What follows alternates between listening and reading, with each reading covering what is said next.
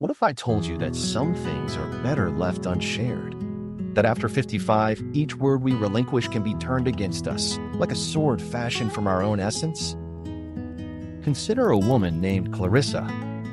At age 56, she lived a lifetime of both joyful moments and heart-wrenching trials.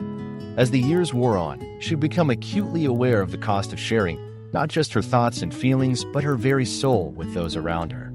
She had once believed that love meant laying bare every aspect of herself, giving freely without reservation. But as time passed, she began to understand that vulnerability, while often a virtue, could also serve as a weapon in the hands of others.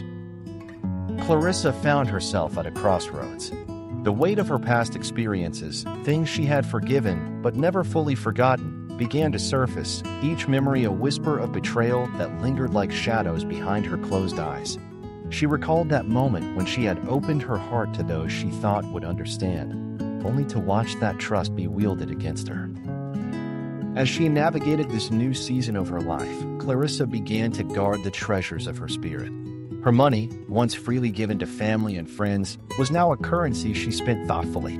She had learned that she held the power to decide where her resources flowed, and it was a deeply liberating realization. With each conscious choice, she rebuilt her sense of autonomy, each decision a deliberate act of self-respect. Yet, exhaustion settled in like an uninvited guest. She had always been the one to uplift others, to wear a mask of strength for those who leaned on her. But now, as she reflected upon her life in stillness, she questioned the price of that steadfastness. The truth emerged, stark and undeniable. Her emotional well-being was not a community project. It was her sacred duty to protect it, an act of defiance against the expectations that once ruled her existence. And there, on the precipice of isolation and clarity, Clarissa faced a cruel paradox, her personal way of grieving. For too long, she had buried her losses beneath a facade of resilience. She knew now that grief, like a vine, needed space to grow, to breathe, to be honored. The tears she shed were not weaknesses. They were evidence of a life deeply lived, a life still deserving of love and compassion. Within her solitude, illuminated by the soft glow of understanding, Clarissa reflected on her most recent decisions. Each choice made was no longer a concession to obligation or expectation. She began to visualize a future where every action was aligned with her true self, a tapestry woven from moments of intention rather than obligation. As she envisioned the horizon, her heart whispered its quiet truth. It was time to stop seeking the approval of others. It was time to build a life steeped in purpose, bold and unapologetic.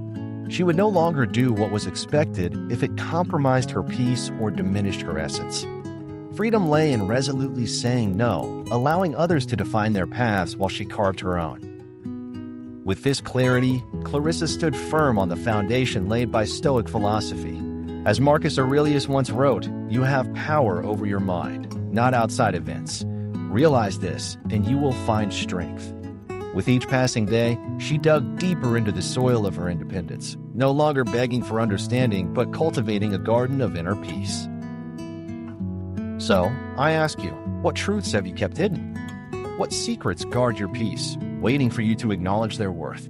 Let this be your invitation to reflect. Embrace the courage that comes from knowing yourself and allow the wisdom of self-mastery to guide you. Remember, the stories you choose to tell or keep shape the landscape of your soul. In the end, ask yourself, what legacy will you forge in the quiet moments when the world believes it has your story to tell? Your narrative is yours alone. Choose wisely,